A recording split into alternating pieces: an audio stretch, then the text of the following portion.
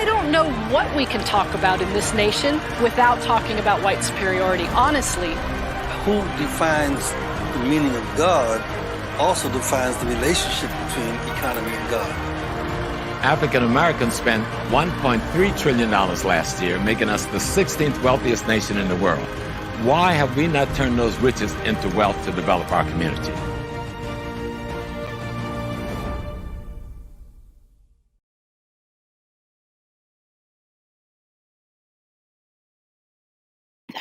This is the second week I've done this again.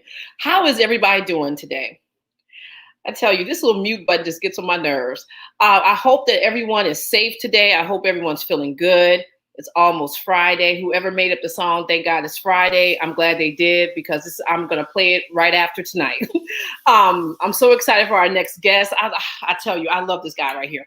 But before we get to, bring on the man, just a couple of things for everybody to keep in mind. We have a screening coming up on the first day of Kwanzaa. All right, so this is going to be a little special screening. We ain't going to tell you what's going on, but we got a little something happening on December 26th at 7 p.m. Eastern Standard Time. And of course, like with all our screenings, we have a panel discussion that follows. And also, we are going to have just a little special something happen. So please make sure that you tune in to if you haven't seen the film, or even if you have seen the film. It's really nice to do the screenings because afterwards we have a whole panel discussion with HAPI cast members, and the last couple of ones have been excellent. In fact, our guest tonight has usually hosted them, and last month's panel discussion was phenomenal. We had everybody. We had Boyce Watkins, we had Jabari Ozazi, we had Dr. Rosalind Jeffries and Dr. Leonard Jeffries on there. Infudishi, it was fabulous, along with Taki as well. So it's really important that we support each other. Our whole motto is cooperative economics.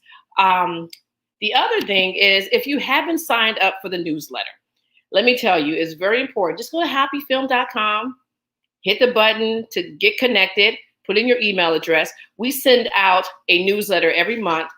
And this newsletter has 5 different parts. We always have a HAPI update. We have a financial piece that we do in terms of like financial 101. We talk about an economic innovator. We also we have a Black business that we showcase, and we talk about a little health. And the cool thing about this is that now we have 3 kids. Before we just had 2, now we have 3. We have a 16-year-old and 2 13-year-olds that are writing these articles for this newsletter. So it's really important that we support, and it's also a mechanism when we're talking about joining the HAPI movement to keep you in the movement. The other piece that we want to make sure you do, so make sure you sign up for a newsletter. And also, when you go onto our website, we got everything there. We have t-shirts right here. That's one of our HAPI t-shirts, but we got some new t-shirts on there, some Nubia t-shirts. So please go on there and support. All right, so we're going to go ahead and get started because I like this guy. He's been a HAPI supporter from day one. He hosted us when I wasn't even part of the film. Philippe Matthews had hosted us out in San Francisco. So without further ado, here's Philippe Matthews. What's up? What's up? Hey, fam. What How is you doing?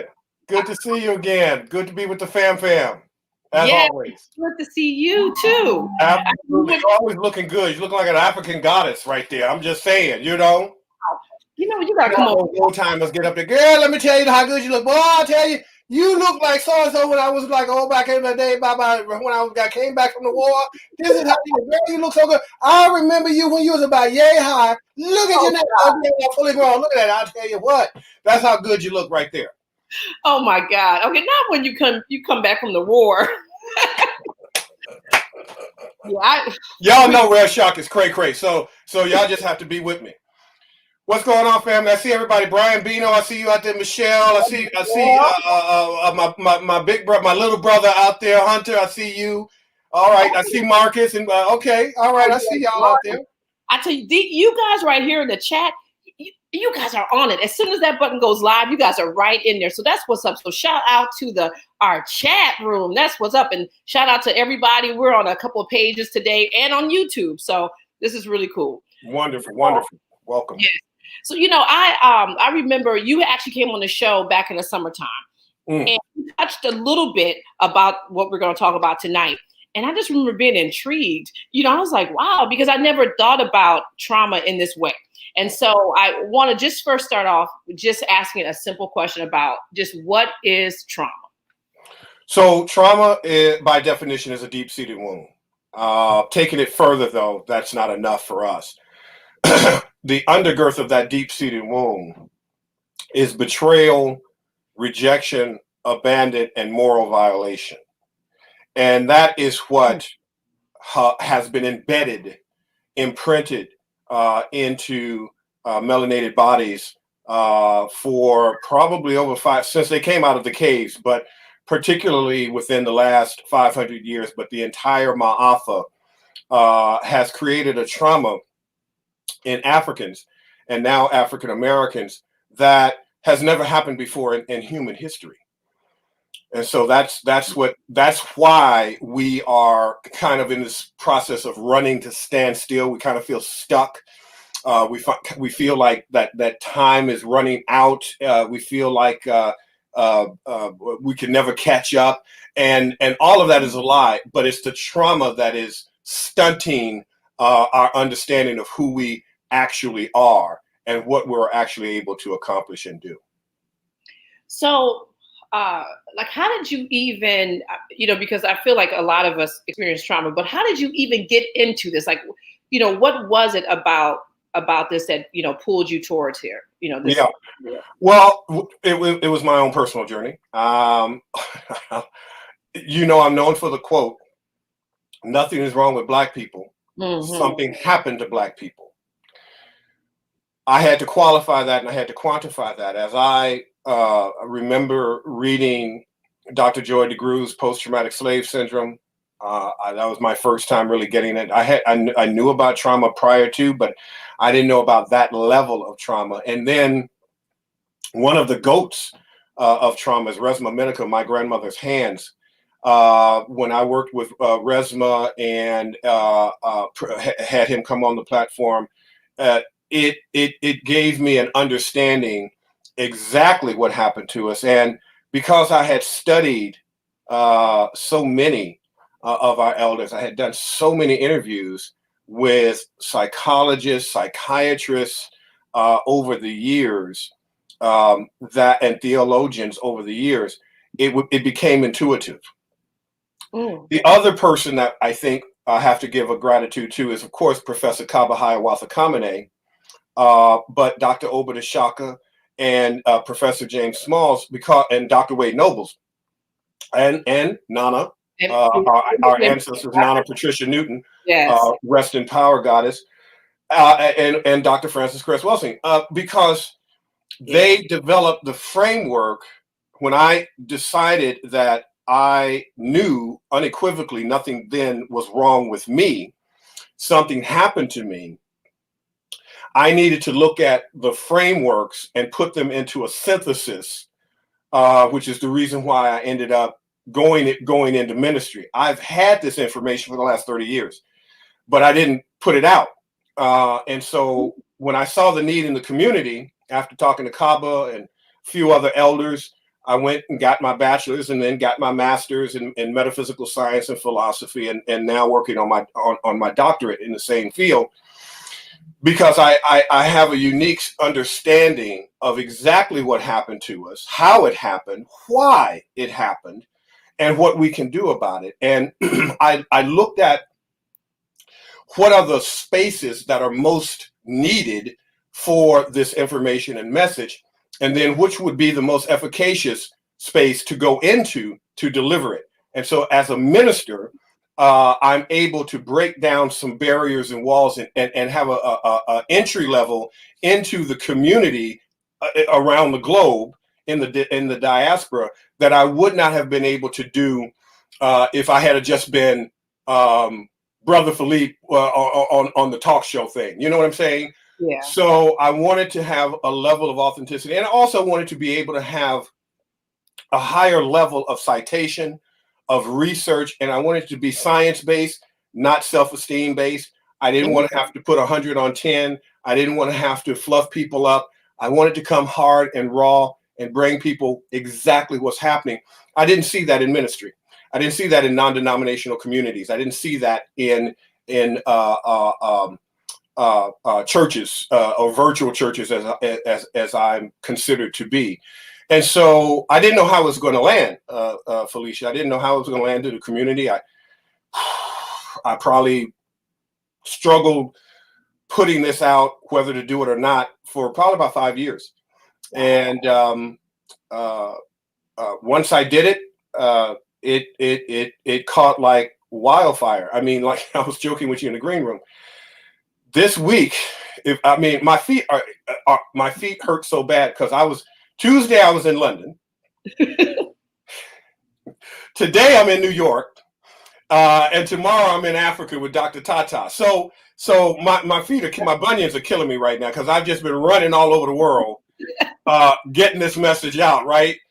But it lands, and I think what has happened is, we African people, we're frequency vibrational people. And so we feel and we know truth when we hear truth. We might not be able to articulate it, but we feel it, we know it. Yeah. And when I come out and say what I say and do what I do, in a very raw, real, Southside Chicago brother way, it resonates, but it also resonates literally in Africa. It resonates in the UK. It resonates around the world. And so there's a universal message that I think we've developed with First Frequency of Oneness, that we understand what has happened to us, and we're no longer accepting what I call the three white boys, right? We're no longer accepting the white boy on the stick. We're not accepting the white boy in the sky. And we damn sure don't give a damn about the white boy on the boat, Columbus, who came here and started all this shit. So we had to let go of these white boys. And then, so what do we replace that with? Well, we replace it with our original signal, our original frequency, the original people, that when Amma, which is the Dogonic word for what we call God, when Amma decided to manifest itself in a multiplicable way in human form, it manifested and created the perfect human. And that perfect human, that perfect species was us.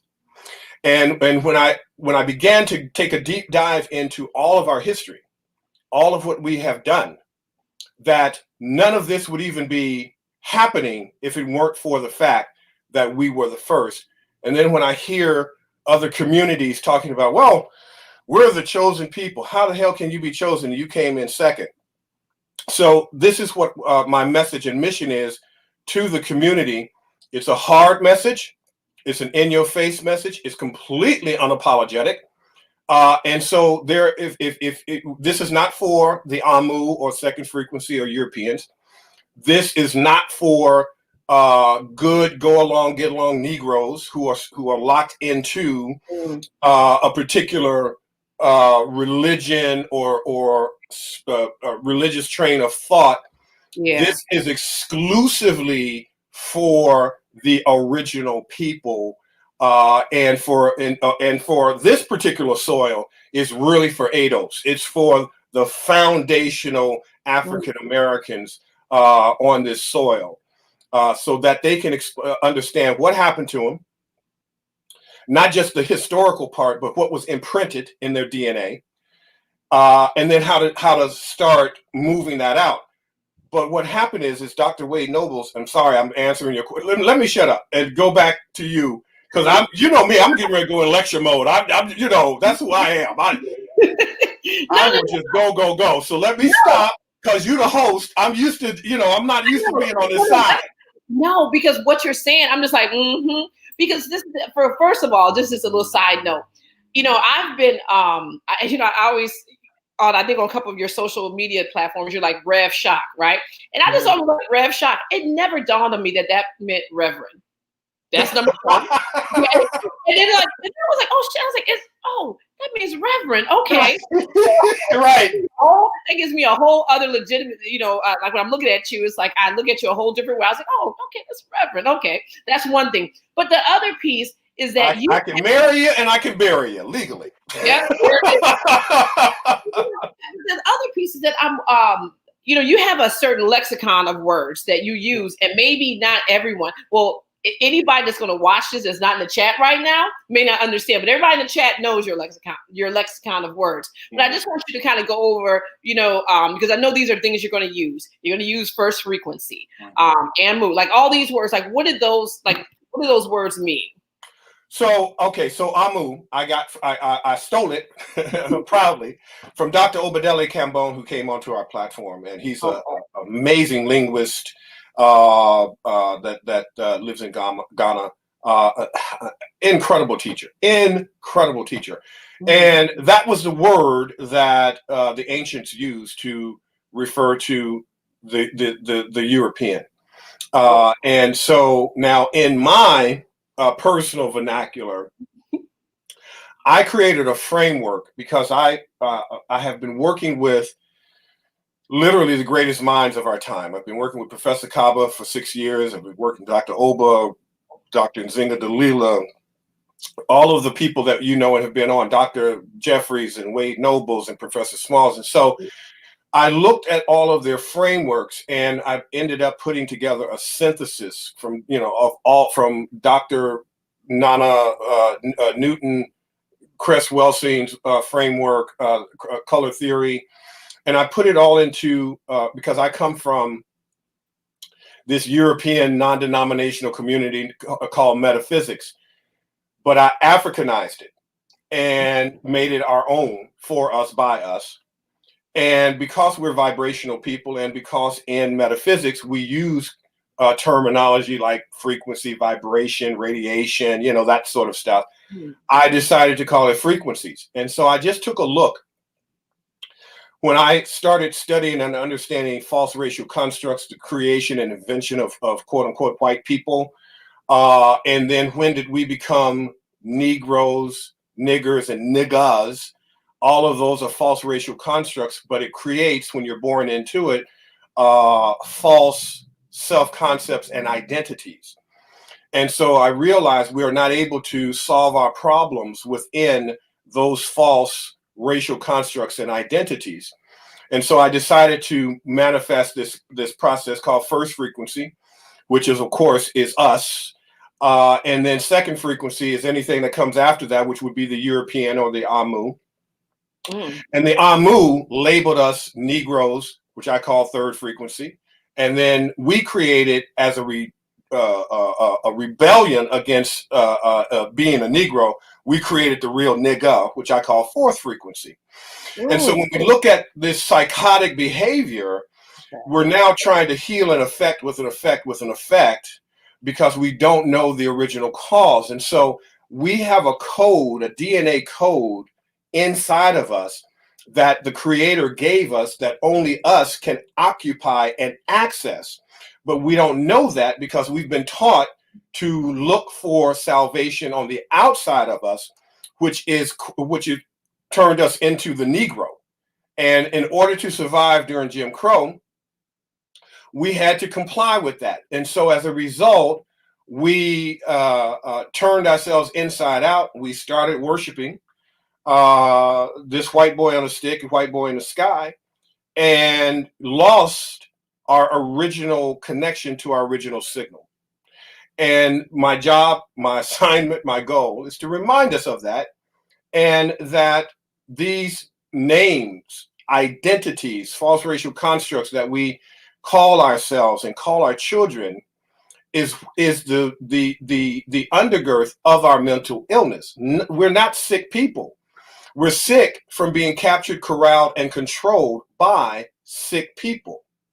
And so that's what we have to understand, that, and so we can start to break off and separate and go back into our original ascension and connect with our original selves, because second frequency cannot do that because of their frozen pineal gland. It's the reason why they spend $1 billion a year for the CERN's accelerator program to look for the Higgs boson, which is the God particle. Now imagine you're spending money trying to find God, spending $10 billion a year trying to find God, when you and I and all the folks that are out there watching, when we want to see God, all we have to do is take a selfie.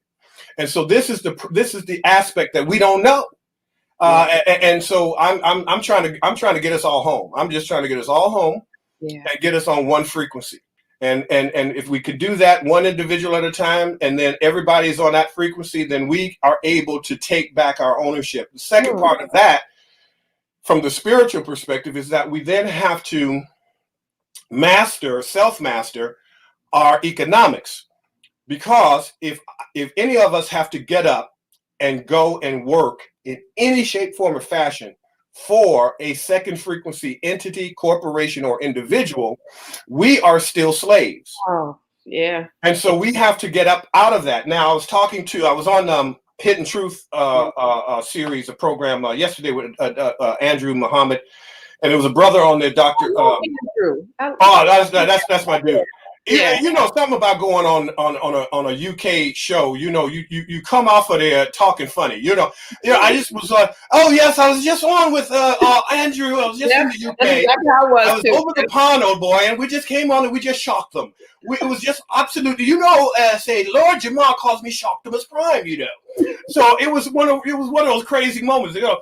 But there was a brother on there, Dr. Carlton Brown, who has these amazing Jamaican truffles, and so I ordered the whole shebang because McQueen was looking, and she heard about Jamaican truffles and Jamaican rum, so I had to get it.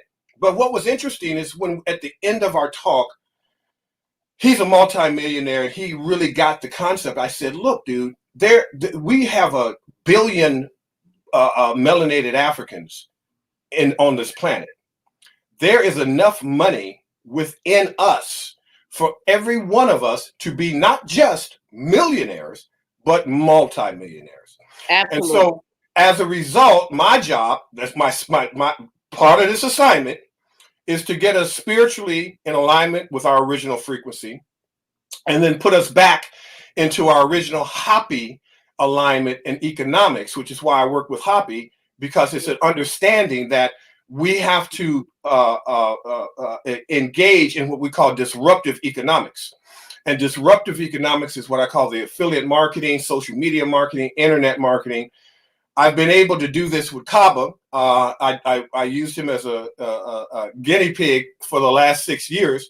And he is so happy. He's made more money than he's ever made. He said, I've made more money than I've ever made in my entire life. And as a result, I've got to teach this to the children. I've got to teach this to the baseline. When we were before the consciousness, before the conflict, before the Amu showed up on the planet, we all had a baseline understanding and education and academia and scholarship. All of us built the pyramid. The entire community worked from cradle to grave. But we all had a synthesis of knowledge and wisdom. Now that's all broken up during the conflict, after the consciousness after the conflict. So what we have to do now is we have to get spiritually back in alignment. We have to get economically back in alignment.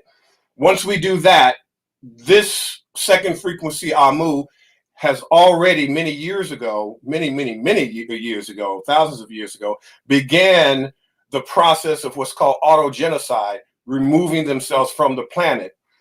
We have to be prepared spiritually, financially, economically, as an individual and as a unit, to be able to take back our rightful place on all of the lands that we occupy and have populated since the beginning of time. Yo, let me tell you, that sounds like the end of the Avengers. The Amu is Thanos like a mug, I tell you that, you know? Yes. So, you know, as I was sitting here listening to you, at some point, I was like, my eyes started welling up because, you know, when you talked about, you know, that we all must come together and all these entities, that are bringing us together. Like for me, it was HAPI. HAPI started bringing us, it's like all like-minded people are just starting to just congregate together. And within that, it makes you you start to feel very invincible. But the other piece is that once you understand exactly like who you are and like where you come from, this other stuff, you're just like, it doesn't even like come across your mind. You're only, you have tunnel vision for your people. So I appreciate this work that you're doing. And you're right. It aligns with HAPI. Like this is HAPI. Absolutely. This type of work. Yeah, HAPI is it's really funny. I don't know if HAPI understands, Taki rather, understands the level of importance of this film, but also of this movement and of this teaching, because if done correctly, it can change the world. I mean, it literally can, because I see it, I understand it because I'm living it.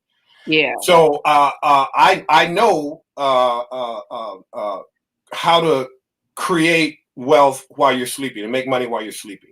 I was talking to a good brother of mine that we both know, Ron Spears, earlier today, and we were talking about getting out of the mindset of earning a paycheck. First of all, earning a paycheck, which is from a just over a broke or a job, but getting paid every 2 weeks or once a month, depending upon your pay schedule.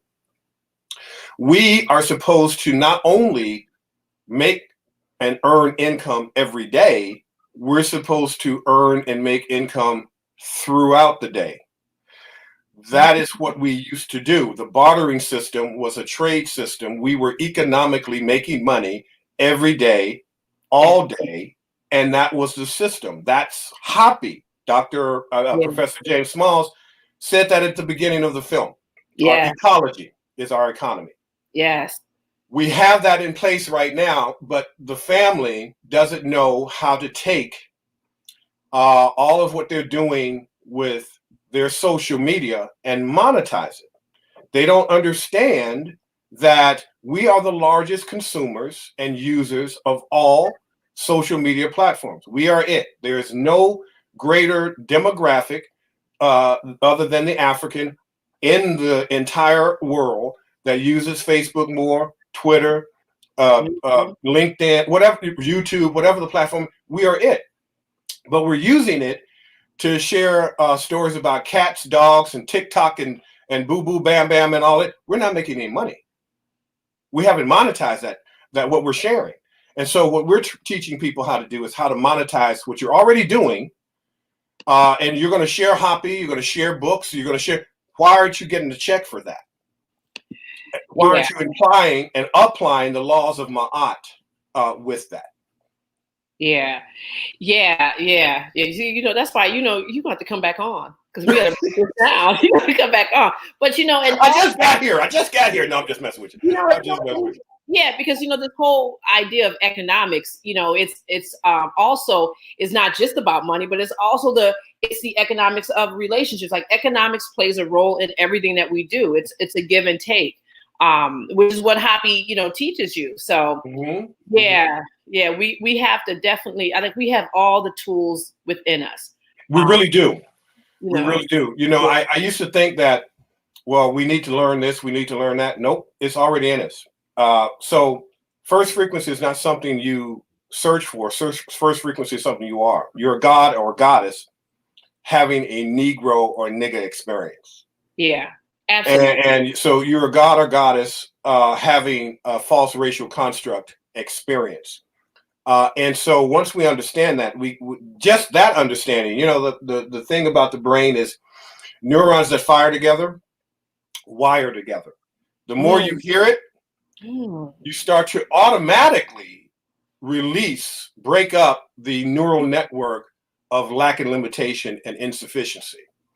So this is why the message of first frequency, why I'm on all these platforms, has to get out and is getting out, because it's breaking the brain of Black people around the globe. And that's the goal, to break the brain and then reinstall its original operating system, which is AMA, which is first frequency, which is Ma'at. And so that's the, if you will, the hidden agenda. But we have to understand how to break. We're in the matrix, but because we're gods and goddesses, we have made the matrix look so real that we're lost and trapped in our own false story and false reality. And that's why it's so hard to wake up. You know, it's like waking up. Have you ever had seen those things in the movies where you wake up from a dream and then you're still asleep? Yeah. And then it's like something else has to jar you to wake you up for real, for real? Yeah. That's what this is.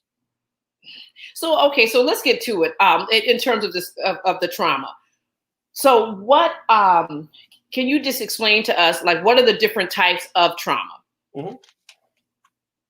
So I talk about, I have this piece I call the Black Trauma Quadrant.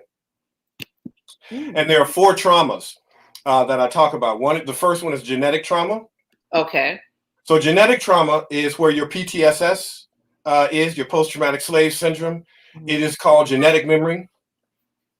It programs our genetic and hijacks our DNA, and it installs an epigenetic tag onto our DNA. It literally hangs onto our DNA like a Christmas ornament. And genetic memory, they have a recent, the last study that I saw goes back 14 years. And if you do 25 times 14, that's 350 years. So that's a memory that is conserved, that we come here with, that our mothers and fathers in their sperm and eggs bring out and birth us. So we come here with a predisposition of trauma. Once we are birthed in this system, coming from that genetic memory, we then deal with what's called decontextualized trauma. Decontextualized trauma is in the ancestral realm.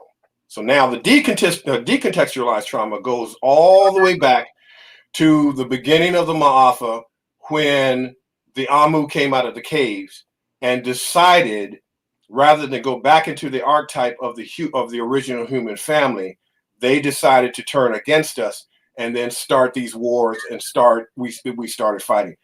That is in the ancestral memory that creates decontextualized trauma, because decontextualized means it doesn't have a time date or a timestamp. We can't pinpoint it. We just feel some kind of way. So now you have decontextualized and genetic trauma that's already in your baby boy or your baby girl. This third type of trauma then becomes what we call vicarious trauma or secondary trauma. Wake up in the morning, minding my own business on Memorial Day, and I turn on my phone or a computer and I see this ratchet ass pink bastard putting his knee on the neck of George Floyd. Now, I'm not there, but my God, if I didn't feel some kind of way. It installed. It was, trauma is a blunt, it's a violation, a moral violation. It's an abandonment. It's a rejection. It's an affront to your person. It jolts you. That secondary trauma, that vicarious trauma, triggers and meets the decontextualized and genetic trauma and reinforces it. So every day that we see Black people being abused, shot, killed in any shape, form, or fashion, whether that is losing our freedom or losing our lives, that is trauma that shunts us. It slows us down. It causes us all kinds of maladaptive behaviors, lack of sleep, insomnia, hypervigilance, PTSD symptoms. All of that is part of our trauma. So when you take these 3 traumas, genetic, decontextualized, and vicarious, it produces what's called ghosting trauma. Now, ghosting trauma is interesting because most people think of ghosting trauma as, oh, I went out on this date with this chicken head, and then she didn't call me back, and she just changed her number and everything. No, that's ghosting trauma for that. But ghosting trauma, as it relates to us, due to all of the other the accumulation of traumas, it creates a fear in us that something bad is going to happen. We go into a doom and gloom mode. When good things happen to us, we find a way to sabotage it because we don't feel deserving of it because of this ghosting trauma. Now we begin to minimize our lives. We begin to move into survival mode because we're scared to go into thrive mode, because if we do, something bad's going to happen. And so this ghosting trauma creates an invisible boogeyman where we keep ourselves small and contained in a fear-based level of living, and we never fully evolve. We never move to our, even seek to find our highest level of potential. When an opportunity like HAPI comes along, we'll find a way to F it up. We will find a way. And in matter of fact, the ghosting trauma is so powerful. This is not a conscious act. Sometimes, yes, we do consciously screw up, but most of the time, shit just stops working. It's like we're running into a brick wall and we don't know what happened. Why is this not working? What did I do? Why is this happening to me? It's the stored trauma that is now ghosting you, and now you're in a loop. You're on a treadmill running to stand still. You're in mental illness, and you never feel right. So, as a result of traumas always trying to escape the body, trying to protect the body, we then try to figure out, how do we numb ourselves? How do we, so you drink, you smoke, you sex, you spend, you engage in all of these maladaptive behaviors. And then after you've done all of these maladaptive behaviors, here's where it gets really just absolutely insane, right? So after you become an alcoholic, after you become a drug addict, after you become a stripper, prostitute, after you become a drug addict, a drug dealer, after you become all of these things, oh, you know what? I need a savior. Hey, the white boy in a stick is coming back to save me. And you become spiritually completely locked. And it's like it's the sunken place. You never get out. You never get out. Because you now say, okay, I'm going to stop drinking, I'm going to stop smoking, I'm going to stop fornicating, yada, yada, yada. And this white boy on a stick is going to save me from that. When it was the white boy on a stick that put you in that. Yeah. So we must know these 4 traumas.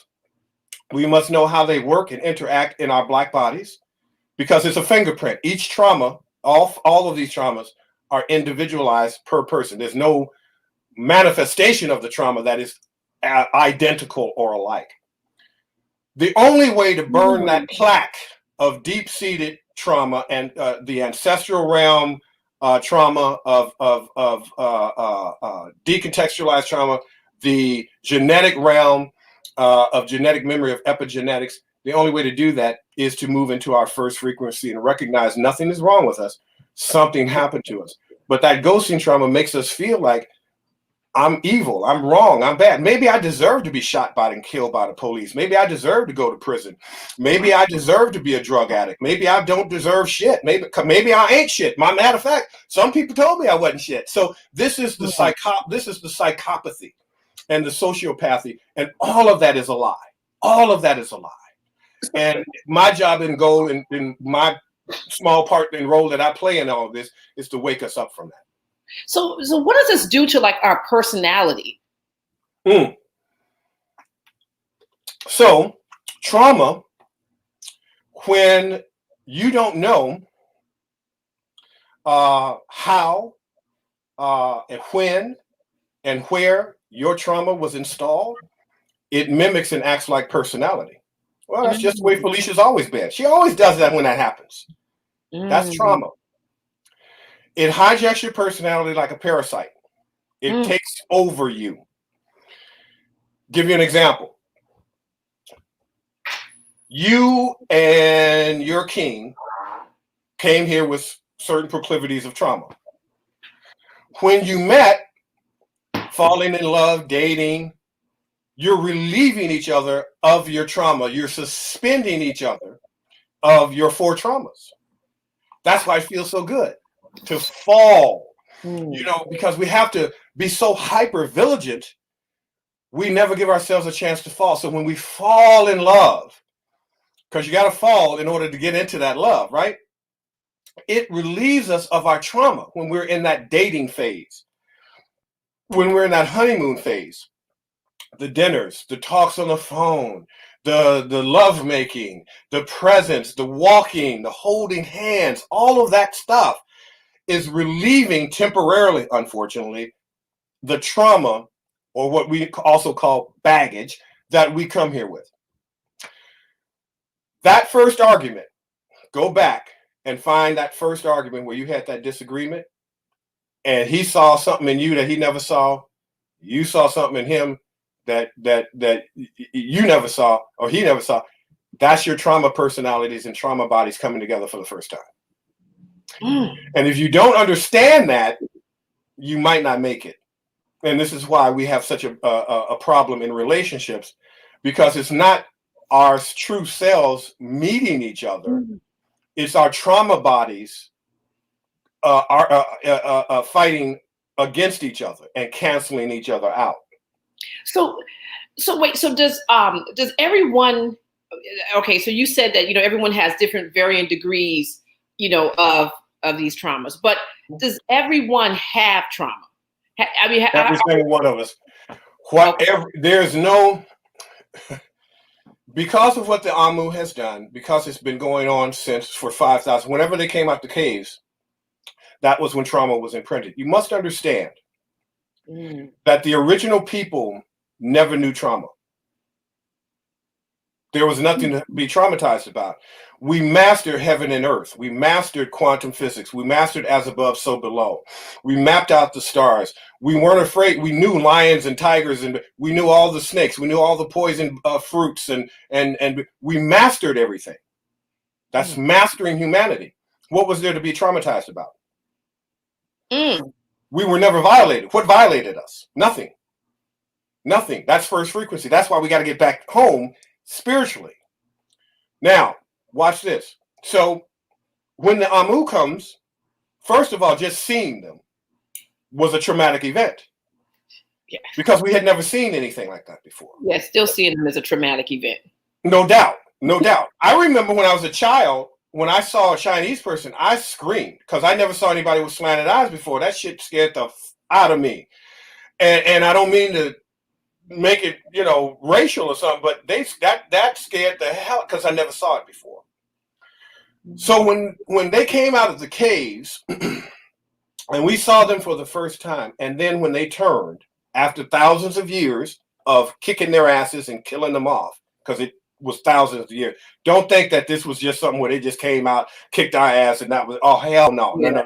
No. We have to go back to our history and understand we almost eviscerated them. We almost wiped them off the face of the planet. Our mistake was one, due to our axiology, we're people to people, so we wanted to help them, raise them up, lift them up to our level. That was the first mistake. Second, we never had what's called annihilation trauma. So let me explain to you this. Most of us know about fight, flight, freeze as trauma responses. We don't know about annihilation trauma. Annihilation trauma is when you annihilate whatever the situation is that scares you and creates the most amount of fear. We never had to develop that. We fought tribally, but we never annihilated one another. We didn't have genocidal DNA in our systems. So as a result, we didn't see that coming, because it kept coming, kept coming. Yeah. We never that wasn't who we were. So when we started to that first traumatic imprint, that first trauma blunt imprinted into us, and it devastated us, because we had never experienced anything like that before in all of humanity, in all of our stories, in all the griots sharing the history and science with us. We never experienced it. So that annihilation trauma when we came out, so that they ended up creating gunpowder. They ended up creating weapons of mass destruction. That's not in our DNA. The third reason. So the first reason was our axiology. Second reason was annihilation trauma. Third reason that we're in the situation we are in today is we never had the fear of extinction because we've always been here. We had the fear maybe of death, but even that we didn't fear because we knew we went into the ancestral realm. Yeah. Anything that comes in second on the human genome, if they don't behave correctly and do what nature tells them to do, goes into an autogenocide and they're starting to move themselves off the planet. They have the fear of genetic annihilation and extinction. We do not.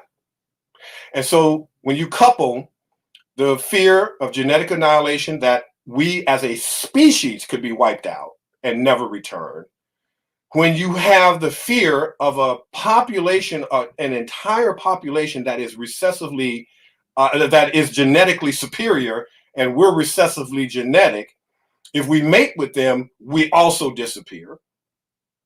And then when you have the fear of complete and total oblivion, you will create weapons of mass destruction. You will create nuclear products. You will create gunpowder because your base operating system, and this goes into Dr. Francis Cress Welsing's work, your base operating system is to survive by any means necessary. Yep. And we didn't have that genome, but guess what we have now? We have it now. We have it now. So this is a history that will not repeat. This is why what we're doing is so radically important.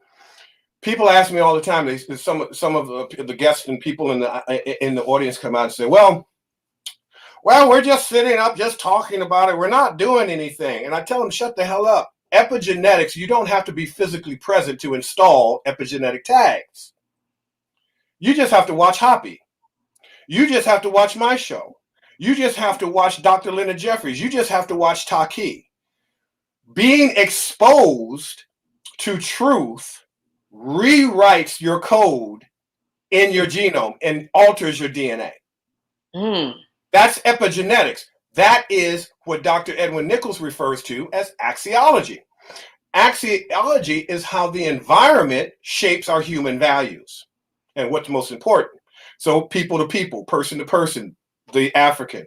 Person to the object is the Amu, second frequency, because they had to control all the resources. They only had 3 months to grow crops. And at that point, everything was trying to kill them. Nature was trying to kill them. And matter of fact, trying to kill them off because we were the original facts of nature. They became the literal freaks of nature.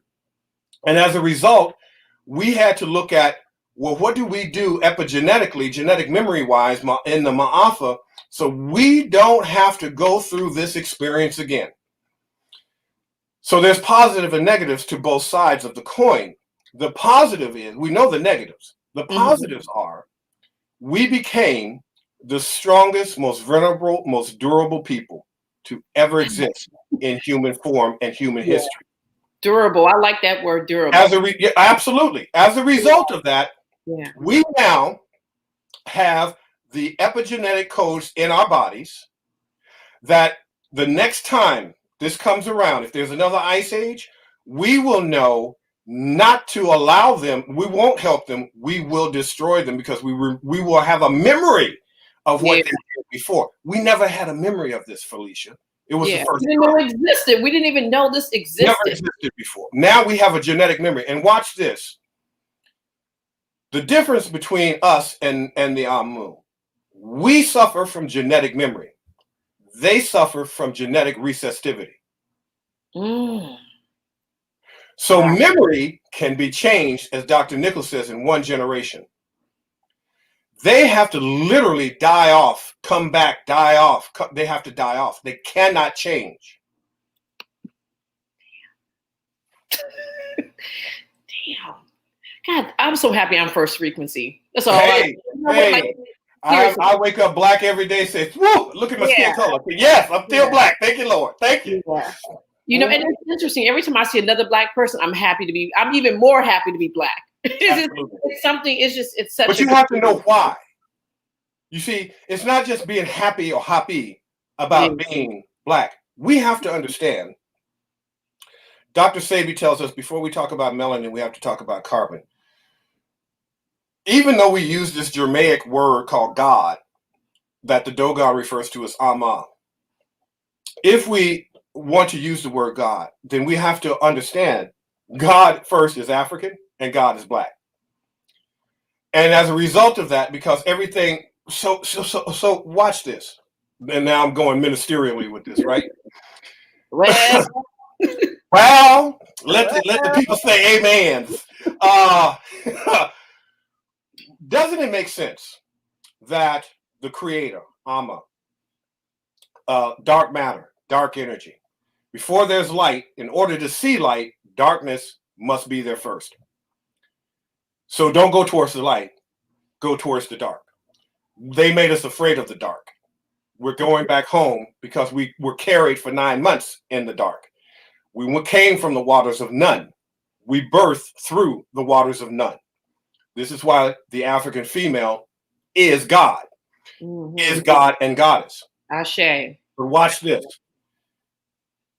Do you think that the creator that created literally the heavens and the earth and everything that we see, wouldn't it make sense that when it decided after over millions of years of evolution, wouldn't it create the baddest ass, most durable, venerable, most resilient species of its kind to replicate itself?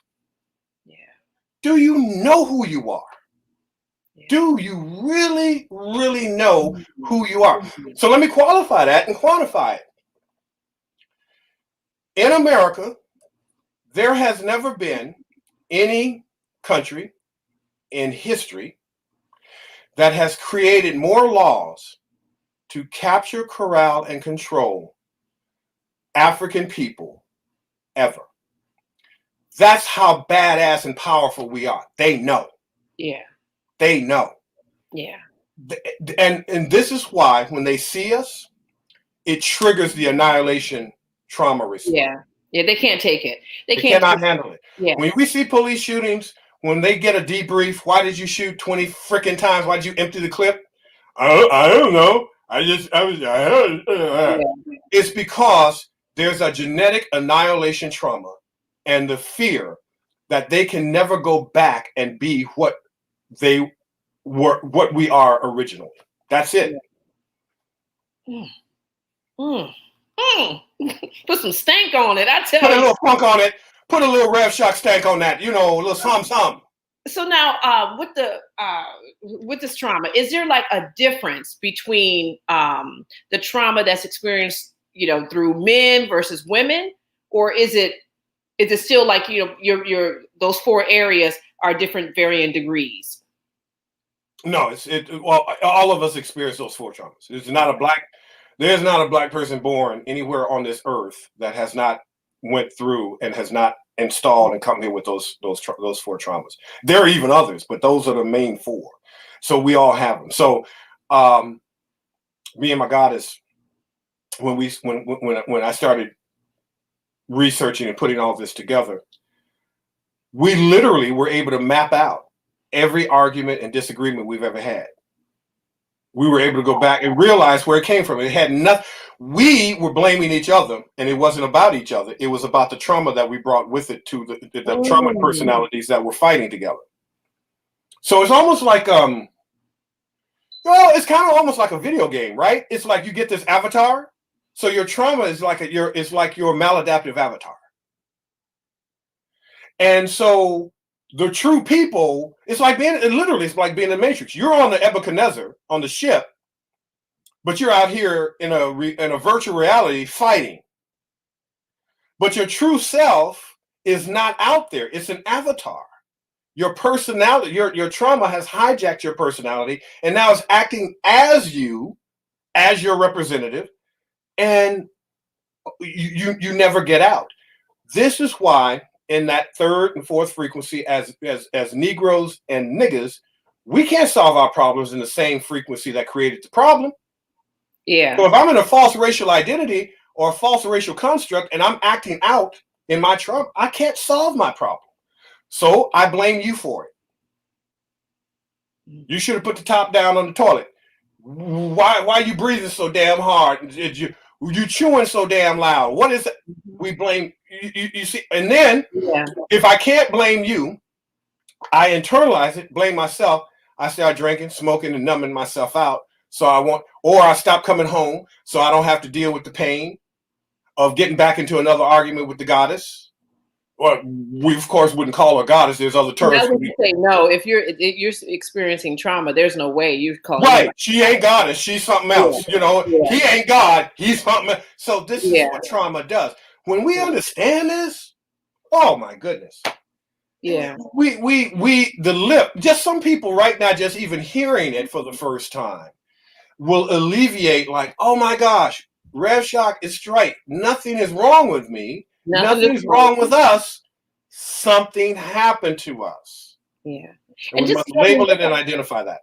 Yeah. And just knowing that, it when you start looking at each other, it should, I mean, with me, it gives you a sense of, let me give this person some grace. Let me give this person some understanding, because we're literally coming from, we experiencing the same traumas, varying degrees, but it's the same trauma. Yes. So, okay.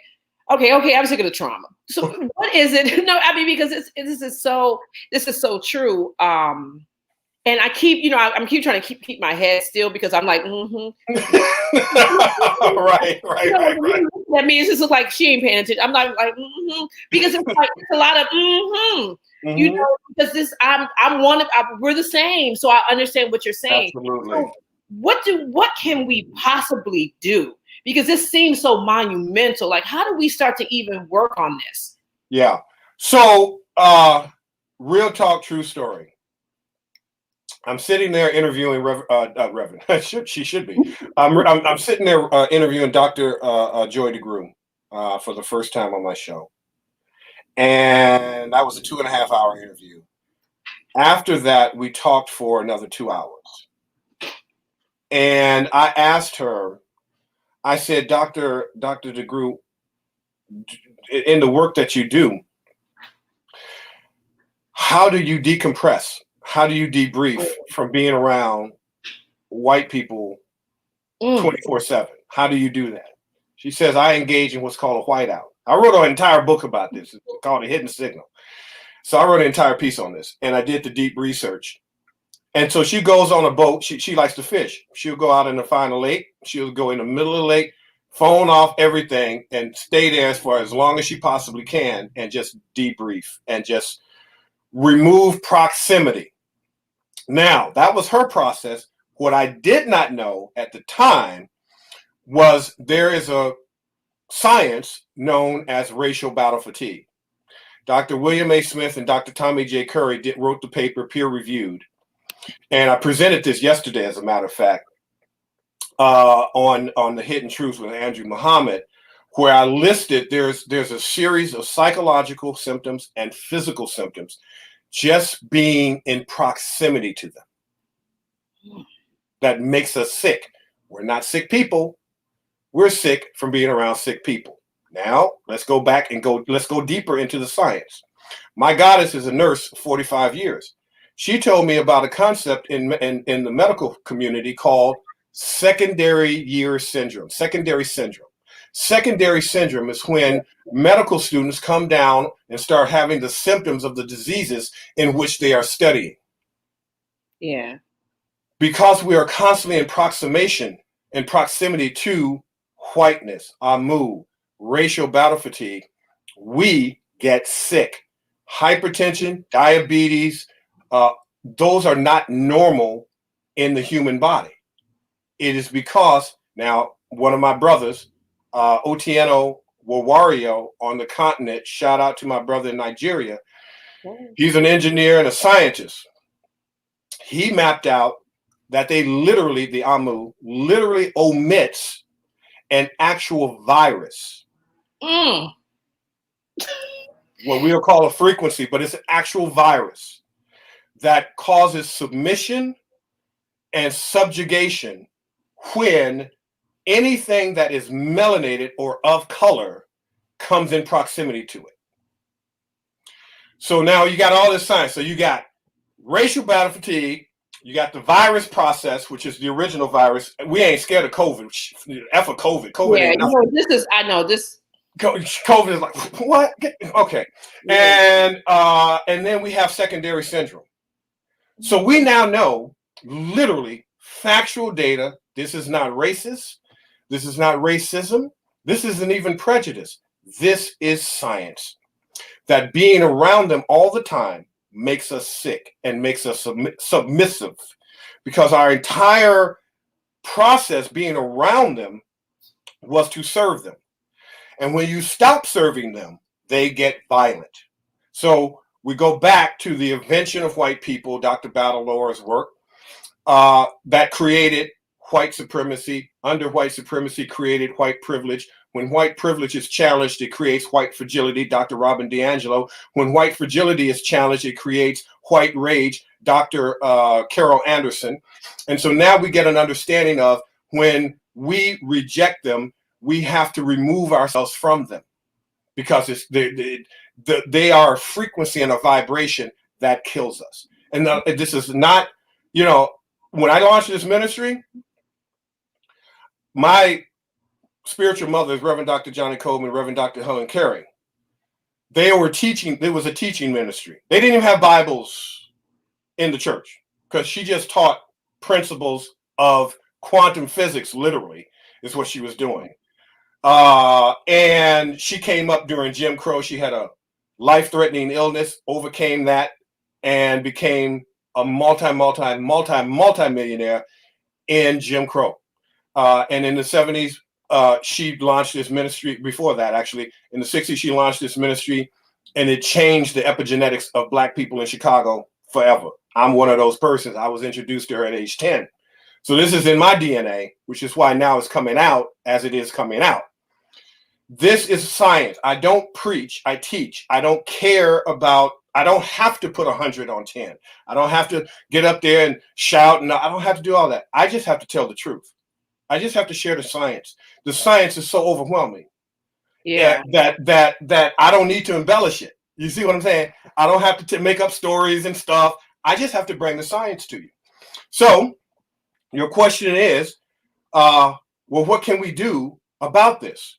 So understanding that being around them, now we got to be around them, right? Some of us are not at the point yet where we can earn enough income where we don't have to be around them for a period of time, and we have a choice about it. So some of us have to go to work, some of us have to go to school, some of us have to be around them all the time. All right. So how do you protect yourself? So on my platform, Brother Billy Bird created an entire concept and process called the Black Room. Wait, called the Black what? The Black Room. Yeah, the Black Room.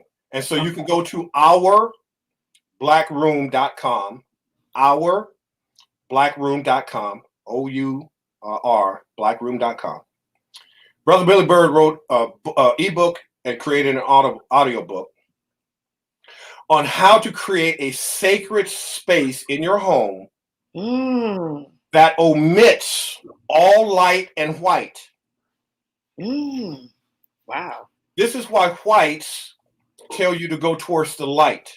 They are afraid of the dark because that's the realm where we come from and what God is. God is not in the light. God is in the dark. When what we manifest in the dark, that's when the light, when we turn on the light, the darkness knows what's to do. That's Wade Noble's quote. So I feel like Dave Chappelle right now. Are you triggered? Anyway, so look at you. You are talking and muted at the same time. Look. I know. You know why? Because it's like I'm having so many like of a lot of different emotions all at the same time. Like my eyes are welding up, but I'm not. It's like I don't feel like weeping crying, but it's like this feels so It's a it just feels relief like a lot because of different things all at how once. truth works. See, that's frequency, what you're feeling. Yeah. That's first frequency. That's But, vibration. yeah, You absolutely. feel me. When we say we feel each other, that's Yeah. frequency. Yes. That's dogonic. Yes, because I have chills when you're talking because I think about HAPI and what it does. Like when I look at the film and I see all these Black folks up on there talking, and it is feeling I'm feeling like part of them, and it is like it energizing me. And so as you're talking, Right. like this is giving, I'm like yes, but then you're also letting me know that the other feelings that I have are justified. That you feel what I'm saying. And so Right. this is why it's like a bunch of different things happening at one time. And I'm just like, Yeah. yes. Yeah. And the only thing I can do is go, right. That's what I do. oh my That's God. exactly what we had. Little Jeffries on for 3.5 hours the other day, and Yeah. I'm just sitting there like that's. And I didn't even know it was 3.5 hours. That's how you know. Here's the thing: when truth is in the room, time stands still. There's no such thing as time. When truth is in the room, time cannot access that. Time cannot come in because it's truth. It's ma'at. Dr. Jeffries brought ma'at the other day.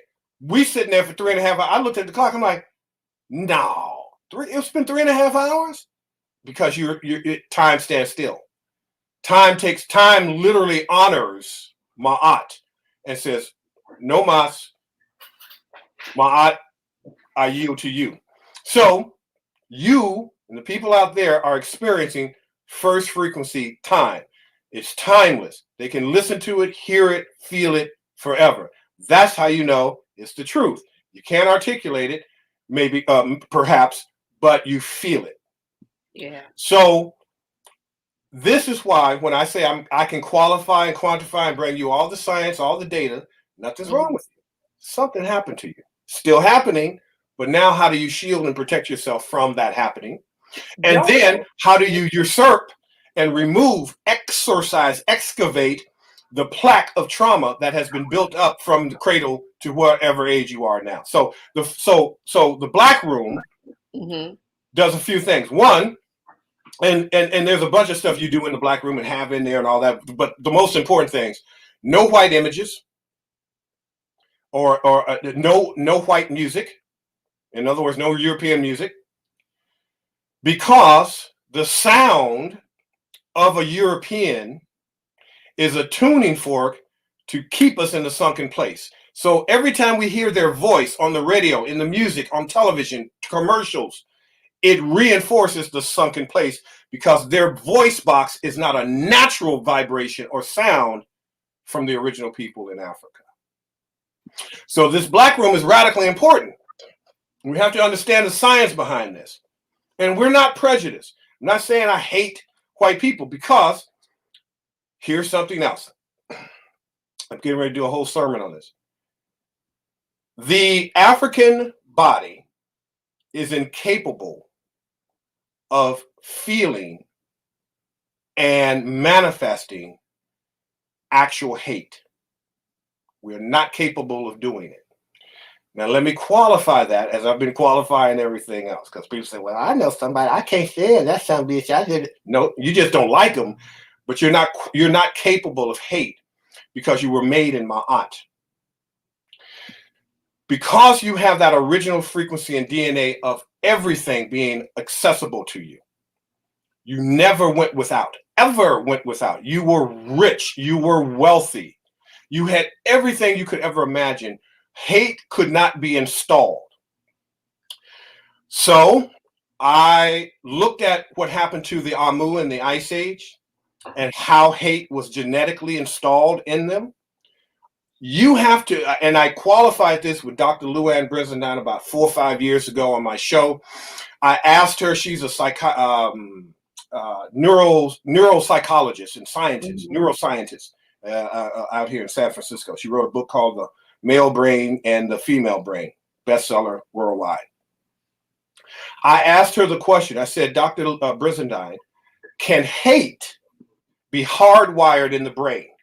Thinking that, nah, that's not possible. She said yes.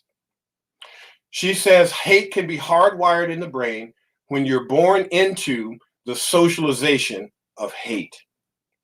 You see, remember I went back and I told you and earlier in our conversation that we didn't have the DNA of extinction. We didn't have the DNA of genetic annihilation. When you have the genetics or the DNA of genetic annihilation and extinction, you hate anything and everything that reminds you of it. We are in a genetic fight. We are in a genetic fight that we have genetic memory on, and we have to learn what we're up against, right? This is why we have to rise in frequency, because that's the only way we fight. We fight from the celestial realm that alters our terrestrial realm,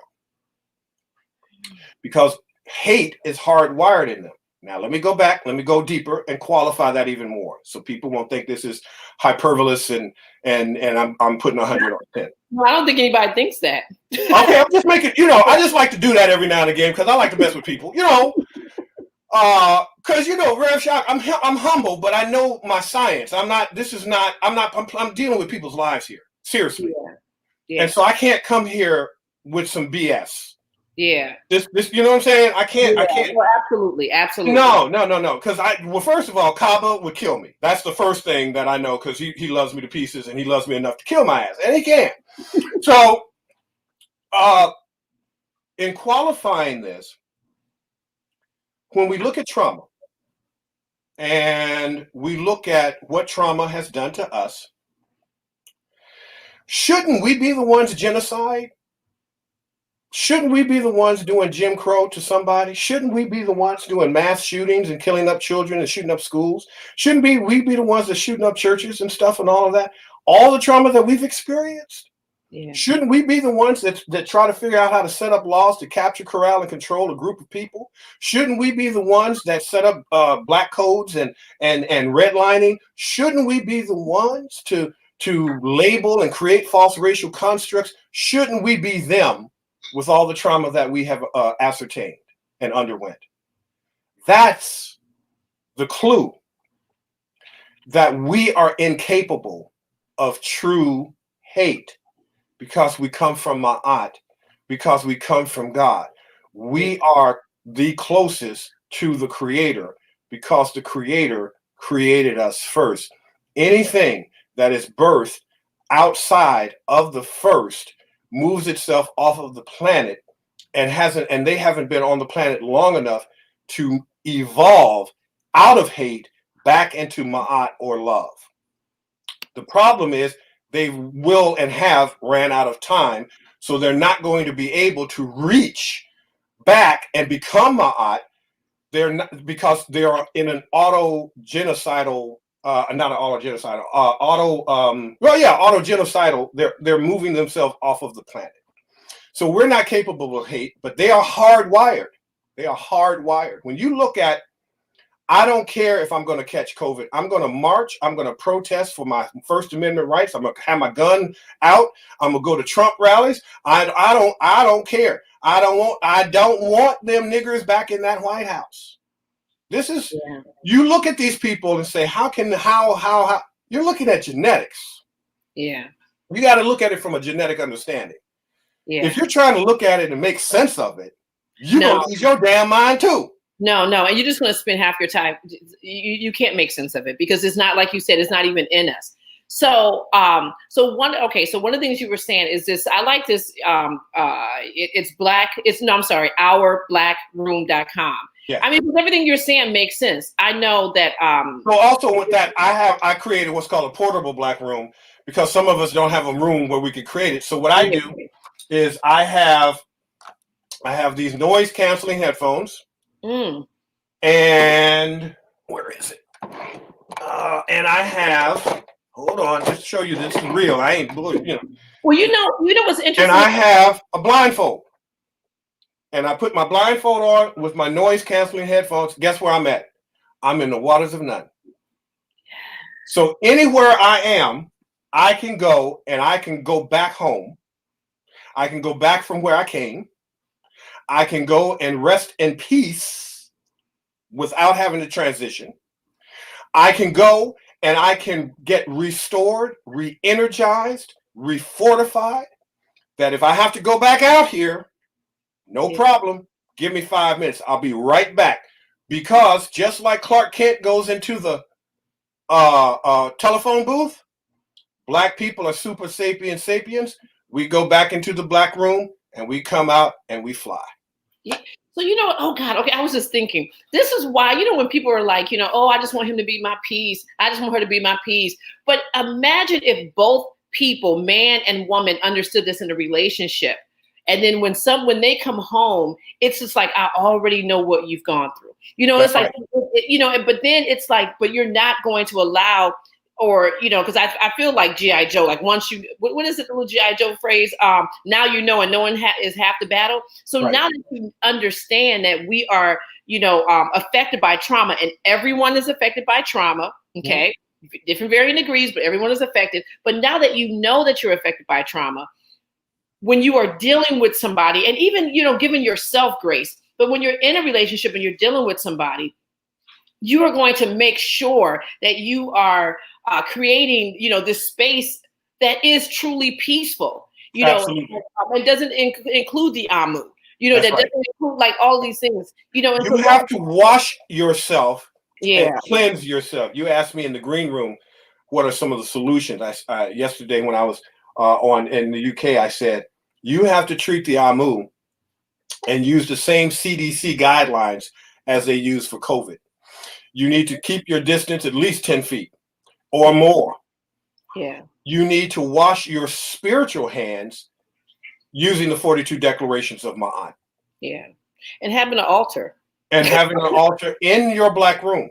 Yeah. Yeah. That's, I tell you that single one thing that I learned from, I've learned a lot of things from Professor Small, but that one right there, and then you start to, even if you're in a place where you don't have your altar, but then you can mentally go to your altar any place, it's just like.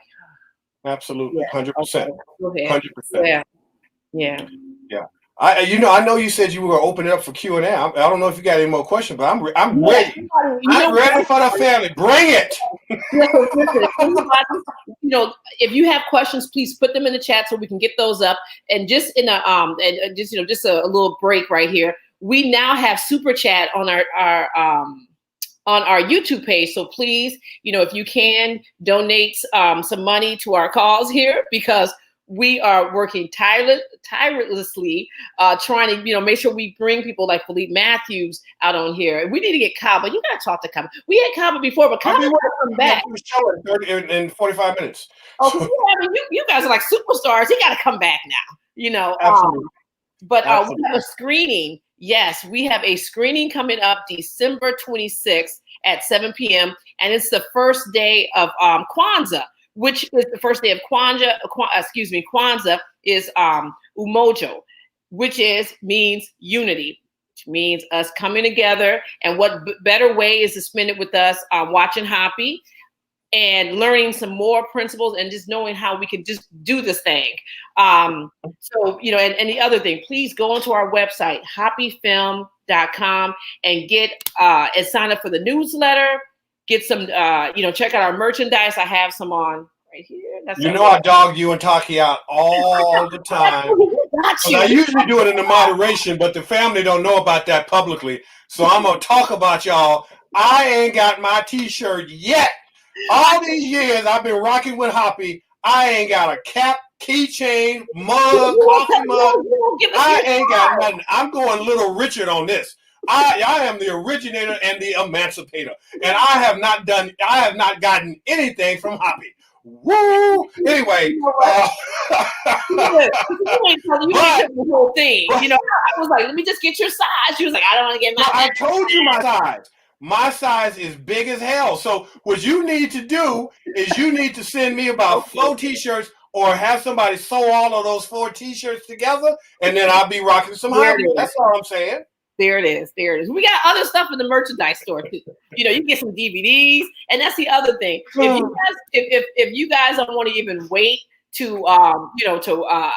the screening that's happening at the end of the month, you can just go to our Vimeo page and you can get a digital download or streaming. You can stream it. HAPI, like tonight, as soon as you're done, watching us, you can just go right on there and watch HAPI. Well, I'm going to do some advertising. So go to what you see right there, firstfrequency.com. Yeah, wait, let me put you and join we have an infinity e-course where you learn everything First Frequency, and it's free. So you can't lose with the stuff that we use. Yeah, you know what? I tell you, this notion, like just knowing that, it's just we need to just look at each other with some different eyes. It's just we have to look like Professor Small and Dr. J is always talking about looking, at each other through African eyes. Yeah. And a part of looking through African eyes is realizing where we've all collectively come from. And this trauma is a collective thing that we're all experiencing. And it just, we got to give each other, more grace. All right. So if you guys have any questions, please put them in the chat. I know there was one question here. Paula asked, she wanted to know, why is it that we kill each other? Mm-hmm. So trauma, for the first time, annihilation trauma was imprinted into our Black bodies. It was never there before. Mm.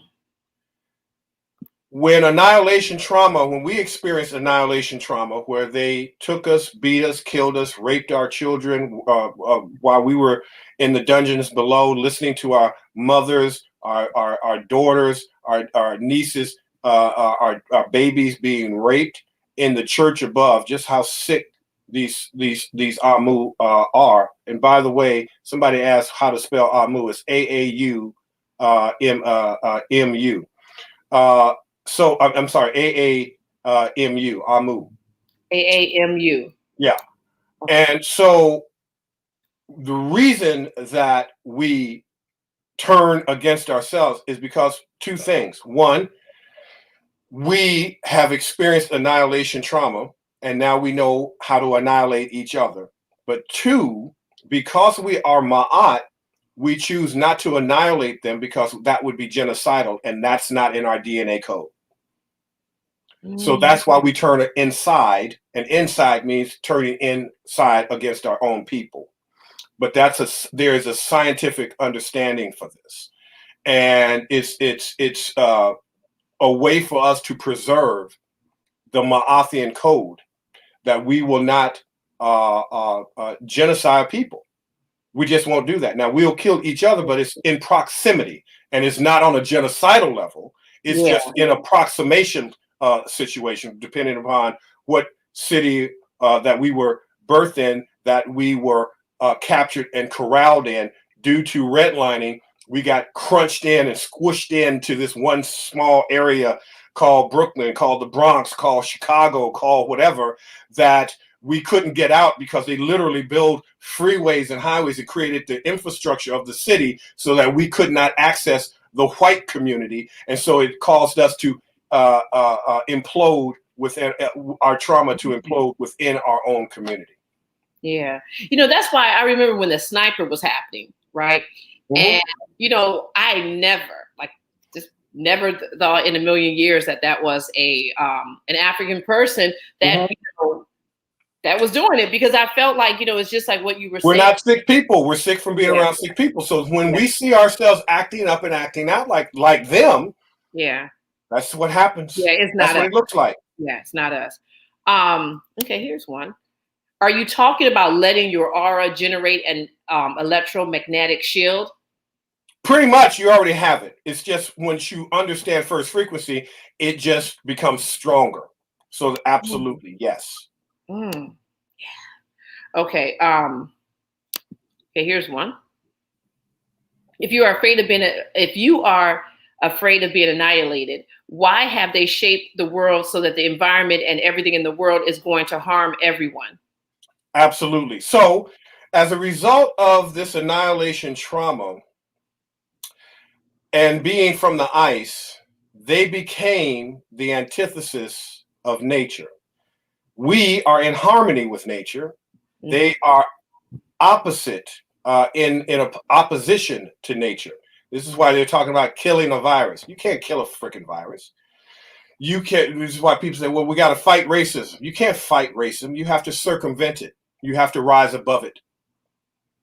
Right? So as long as white people and Amu exist, racism will exist and hate will exist, because that is the genetics and DNA of that population or group of people. So as a result, when you are the opposite of nature, when nature is, of course, always trying to kill you every time you go out and you're being exposed to 200, 450 below zero temperatures in that last 5,000 years of the WURM, worm ice age glaciation, which lasted for, but the entire process lasted for 100,000, 300 years. When you're dealing with that level of nature, never seeing the sun, having to grow crops for only 3 months out of a year, when you fail at that, you had to eat your young or your elderly, which is where cannibalism originated and Dracula and the concept of that originated. This is what happens. And so you become the opposite of nature. And so you end up auto-genociding. You kill yourselves and each other. So I call it the three sides. When you have annihilation trauma inside of you, and you are genetically predispositioned and wired for hate, there are three sides that you will always choose in humanity. One is suicide, two is homicide, and three is genocide. Damn.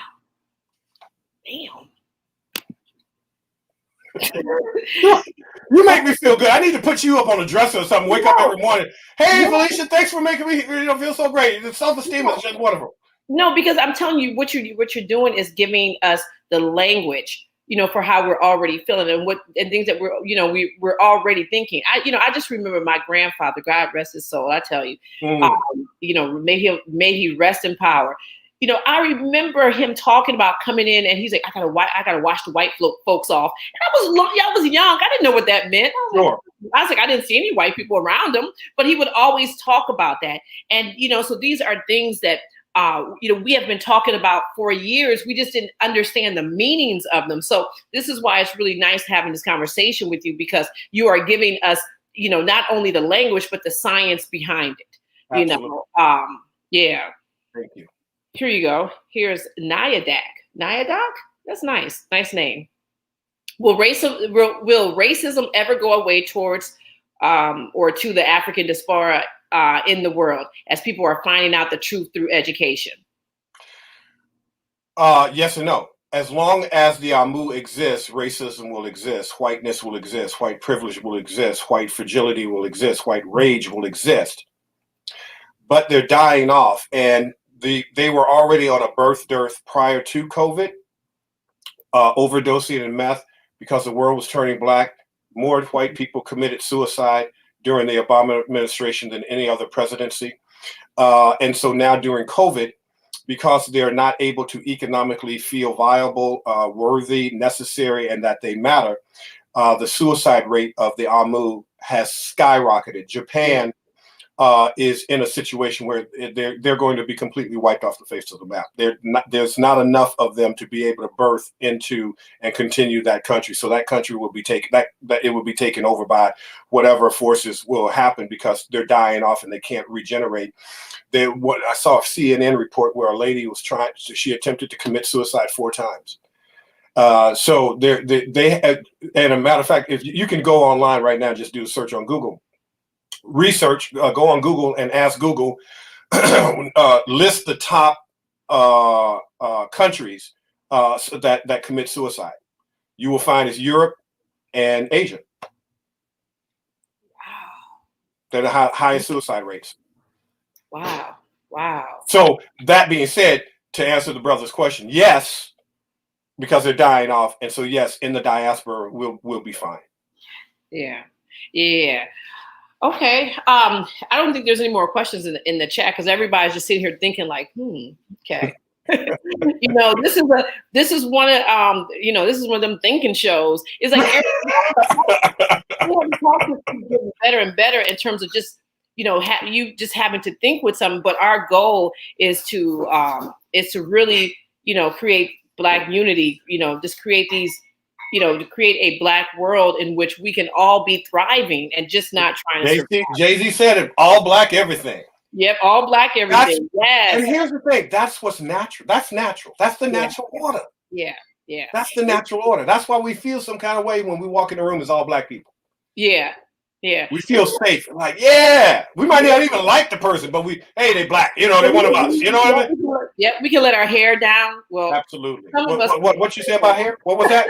What? No. Yeah. And the other piece is that this work. It's just so important that we are spreading the word. And speaking of spreading the word, everybody, please like this video, share this video, tag the Reverend. Now I know you're a Reverend. Tag the Reverend, tag HAPI Film on this, and make sure that other people see it, because the whole piece of of us doing this is to create this. And someone in here says, "I love HAPI." I love HAPI too. I tell you, that's what's up. Yes, absolutely. All right, so if you could, Mr. Rev Shock, hang out in the little green room, and I'm gonna be right with you. We're just gonna finish off the show. Sounds good. All right, thank you so much, honey. Thank you. Love you. I love you. Love you. Love you. Love to the community. Love you, family. Uncle Job Seneb. Do not give up, let up, or shut up until Amma takes you up. Hotep community. Oh, that's what's up. Yes. Hey, wait. Before you what? No, because your affirmation. That's part of it. Well, let's do it. So So part of the Black Room process and what I do every day, 7 days a week, 7 times a day, every day, I repeat the affirmation of power. I am one with first frequency. I am one with the first thought idea. I am one with the firstborn people. I am one with the only one. Ashe, and so it is. Ashe, and so it is. All right. Thank you, brother. Thank you. All right, guys. Look, thank you guys for coming, hanging out with HAPI Talks tonight. Remember, we have a screening December 26th. That's at 7 p.m. Eastern Standard Time, and it's the first day of Kwanzaa. We have a special little something planned, and we also because we have a panel discussion that follows the screening. And if you don't have a ticket, you can't come to the screening, and the screenings are phenomenal. So it's really important that even if you've already seen the film, come hang out with the support. Just, get look at the screening and then come hang out with the panel discussion. You can go to hapifilm.com, get your tickets. Now, when you're on the hapifilm.com, stay there. We got some stuff for you to do. You can get some merchandise. I have one of my HAPI t-shirts on tonight. You could also make sure you sign up for the newsletter. Our newsletter is, we are really trying to spread the word, and part of the HAPI movement is teaching the youth the truth. And we have a lot of young people that are working on our newsletter now. So please sign up for the newsletter. Also, you can also just drop us a line if you have a question about something, or you're trying to connect, or there's something you feel like you can contribute to HAPI. Just go ahead and drop us a line on the Get Connected part. So I just want to thank you guys, and we look forward to hanging out next weekend. I mean, not next weekend, but next week.